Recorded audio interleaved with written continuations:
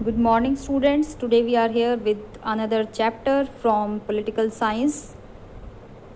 Chapter number 6 political parties. Political parties हम आज start कर रहे हैं। इससे पहले हम power sharing chapter number 1 power sharing complete कर चुके हैं।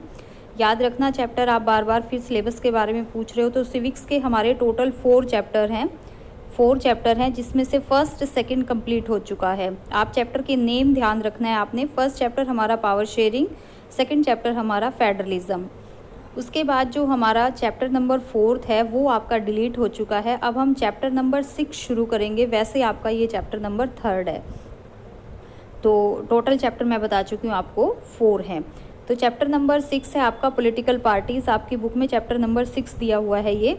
तो सबसे पहले ओवरव्यू करते हैं चैप्टर का कि पॉलिटिकल पार्टीज़ होती क्या हैं। देखो, पॉलिटिकल पार्टीज़ ऐसी कोई चीज़ नहीं है। आप अपने देश में ही देख सकते हो कि आप जैसे कांग्रेस, बीजेपी, बहुत सारी पॉलिटिकल पार्टीज़ हैं। हमारी जो रीजनल पार्टीज़ भी हैं, जैसे अगर आप हरियाणा में देखते हो तो आप इन सब पॉलिटिकल पार्टीज़ का डेमोक्रेसी में क्या कंट्रीब्यूशन है, पॉलिटिकल पार्टीज़ डेमोक्रेसी का बेस कैसे हैं, क्या रोल है इनका, ये सभी चीज़ हम इस चैप्टर में पढ़ेंगे। क्या इम्पोर्टेंस है इनकी, क्यों ज़रूरत है हमें पॉलिटिकल पार्टीज़ की, और क्या क्या चैलेंजेस जो है वो फेस कर रही हैं political parties.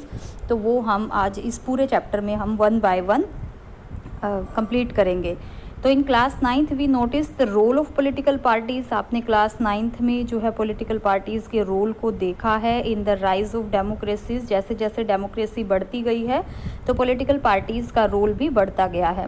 In the formation of constitutional design, चाहे कॉन्स्टिट्यूशनल डिज़ाइन का फॉर्मेशन हो कि हमने संविधान को बनाना है, इन इलेक्ट्रोल पॉलिटिक्स, चाहे कोई चुनावी राजनीति हो, and in the making and working of the government, चाहे गवर्नमेंट के काम हो, इन सब में पॉलिटिकल पार्टी का जो है वो बहुत बड़ा रोल है।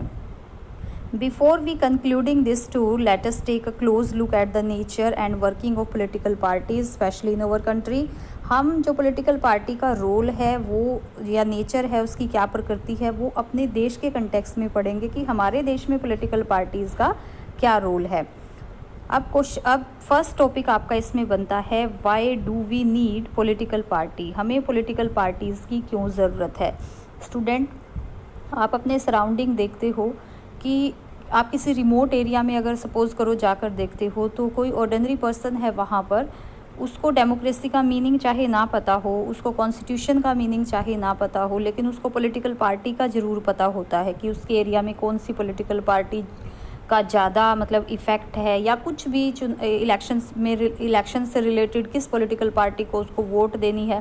तो एक ऑर्डिनरी पर्सन यानी एक कॉमन पर्सन इस चीज़ को अच्छे से जानता है, चाहे उसको बाकी चीज़ें राजनीति के बारे में ना भी पता हो। तो पॉलिटिकल पार्टीज़ की हमें क्यों ज़रूरत है, इसका क्वेश्चन यही अराइज होता है कि हमें क्या नीड है पॉलिटिकल पार्टीज़ की। तो देखो, political parties are easily one of the most visible institution in a democracy.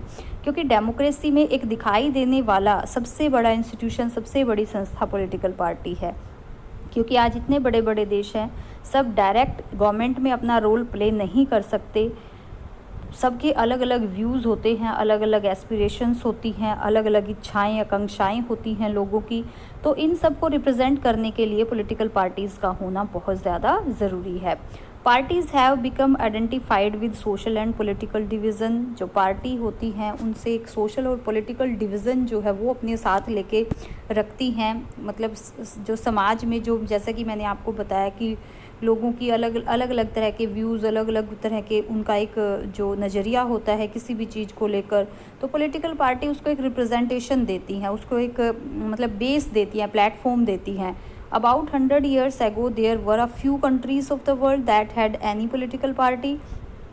अगर हम देखें, थोड़ा सा हिस्ट्री में जाते हैं तो हम देखते हैं कि कुछ ऐसे देश होंगे जहाँ पर कोई पॉलिटिकल पार्टी होगी। कुछ साल पहले कुछ ऐसे देश होंगे जहाँ पर कोई पॉलिटिकल पार्टी होगी, लेकिन now there are few that don't have parties. लेकिन आज कोई भी देश ऐसा नहीं है जहाँ पर कि पॉलिटिकल पार्टी नहीं है।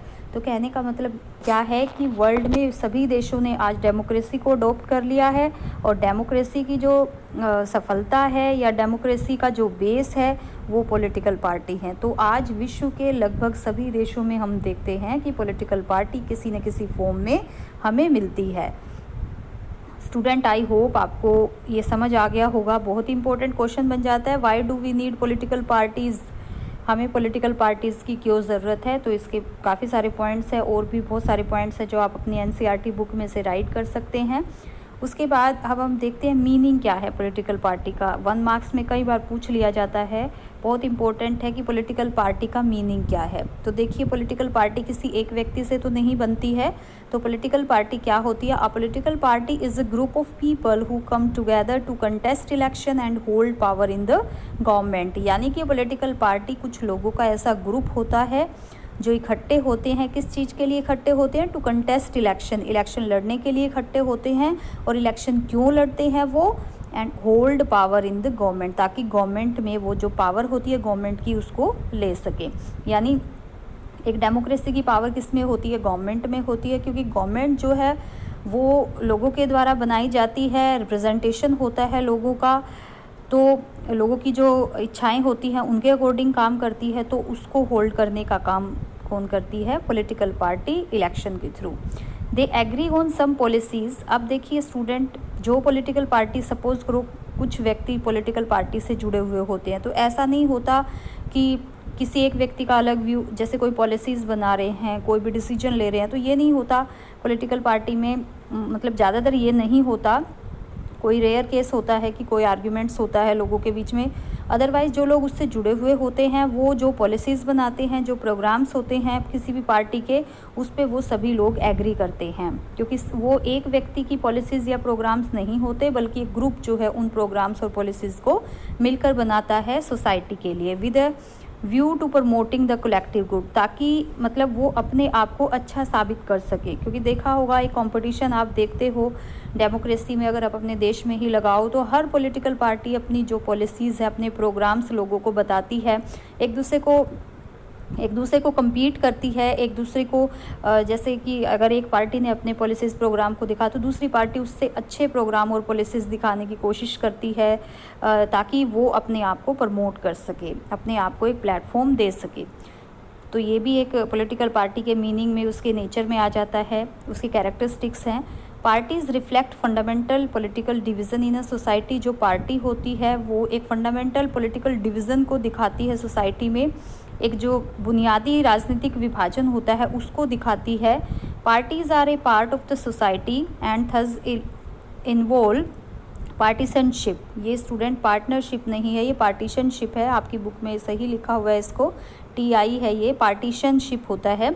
पार्टीशनशिप क्या होता है? देखो स्टूडेंट, जो इसमें ये होता है कि जैसे एक सिमिलर आइडियोलॉजी से जुड़े हुए लोग होते हैं, जैसे एक पॉलिटिकल पार्टी से जुड़ा हुआ एक व्यक्ति पार्टीशन होता है। पार्टीशन मीन्स क्या होता है कि वो जो एक पॉलिटिकल पार्टी की रिकमेंडेशन होती हैं या एक पॉलिटिकल पार्टी की जो आइडियोलॉजी होती है उसके साथ चलता है। और एक जो पार्टीशनशिप क्या होती है कि एक ऐसी टेंडेंसी होती है, एक ऐसा ट्रेंड होता है जिसमें सभी लोग मिल के काम करते हैं। तो पॉलिटिकल पार्टी के जो फीचर्स अगर हम देखते हैं तो उसमें इसका होना भी बहुत ज़्यादा ज़रूरी है कि जो भी पॉलिटिकल पार्टी से जुड़ा हुआ हो वो एक मतलब सिमिलर आइडियोलॉजी के साथ चले। ये नहीं है कि पॉलिटिकल पार्टी से कोई जुड़ा है तो अलग अलग आइडियोलॉजी लेके चल रहा है, कि कोई व्यक्ति किसी आइडियोलॉजी को दिखा रहा है, तो ऐसा नहीं होता। उसके बाद स्टूडेंट, पॉलिटिकल पार्टी, ये भी 1 मार्क्स में कई बार पूछ लिया जाता है। पॉलिटिकल पार्टी के जो है कंपोनेंट्स पूछ लिए जाते हैं कि पॉलिटिकल पार्टी जो है किन किन चीज़ों से मिलकर बनती है, कौन कौन से कंपोनेंट्स जरूरी हैं। तो पॉलिटिकल पार्टी के लिए चाहिए द लीडर्स। अगर पॉलिटिकल पार्टी को बनाना है तो उसके लिए ऑब्वियस एक अच्छी लीडरशिप का होना बहुत ज़रूरी है, तो लीडर्स चाहिए उसके लिए। द एक्टिव मेंबर्स, और पॉलिटिकल पार्टी की इतनी सारी पॉलिसीज़, इतने सारे प्रोग्राम्स होते हैं, उनका इम्प्लीमेंटेशन वर्क होता है या उनको बनाने का एक जो प्रोग्राम होता है, तो उसको मतलब सक्सेसफुली चलाने के लिए एक्टिव मेंबर्स का होना बहुत ज़रूरी है। अगर पॉलिटिकल पार्टी में एक्टिव मेंबर्स हैं तो पॉलिटिकल पार्टी काफ़ी अच्छा काम करती है और अपनी एक अलग पहचान जो है बनाती है। जैसे फॉर एग्जांपल अगर हम देखते हैं, तो अगर हम रिसेंटली हमारे देश में देखते हैं तो जो BJP पार्टी है वो बहुत डोमिनेंट कर रही है, क्योंकि उसके जो सभी मेंबर्स हैं वो एक्टिवली काफ़ी अच्छे से काम कर रहे हैं। ऊपर से द फॉलोअर्स, अगर एक्टिव मेंबर्स अच्छे से काम करते हैं, लीडरशिप अच्छी है, तो फॉलोअर्स का होना भी बहुत ज़्यादा ज़रूरी है। अगर ये दोनों चीज़ें अच्छी हैं तो फॉलोअर्स अपने आप ज़्यादा जुड़ते जाते हैं। जितने ज़्यादा फॉलोअर्स होंगे उतना ही जो है पॉलिटिकल पार्टी ज़्यादा अपना जो डोमिनेंस है वो दिखाती है। तो पॉलिटिकल पार्टी के कंपोनेंट्स में 3 चीज़ों का होना ज़रूरी है, the leaders, the active members and the followers. तो स्टूडेंट, आई होप आपको पॉलिटिकल पार्टी का मीनिंग, कंपोनेंट्स और why do we need political party, ये तीनों टॉपिक समझ आ गए होंगे अच्छे से।